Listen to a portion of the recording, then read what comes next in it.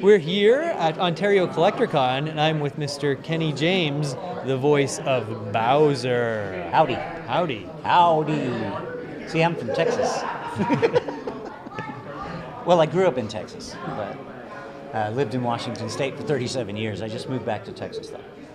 So I can say howdy if I want it. All right. Isn't this fantastic? I don't even have to ask questions. He just starts filling in the blanks. Anticipate the questions.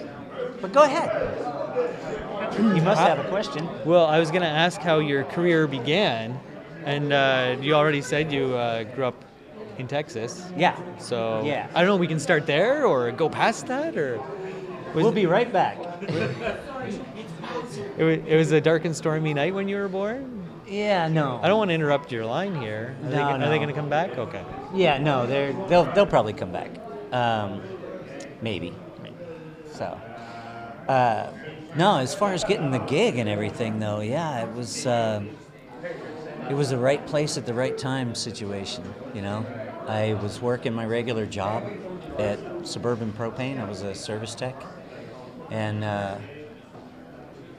I had started working with voice stuff. I had a demo made.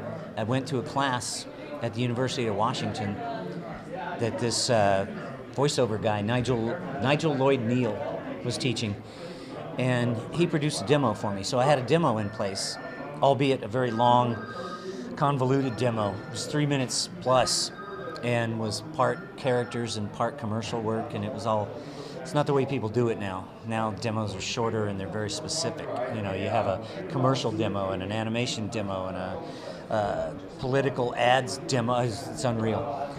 But anyway, I'm working my regular job, and this lady that we're working at her house overheard me talking about doing voice work, and she got my demo and she sent it to Bad Animal Studio in Seattle, and they started sending me auditions, and eventually Bowser was one of the auditions. And so that was right after Super Mario Sunshine with Scott Burns, and I wound up getting it.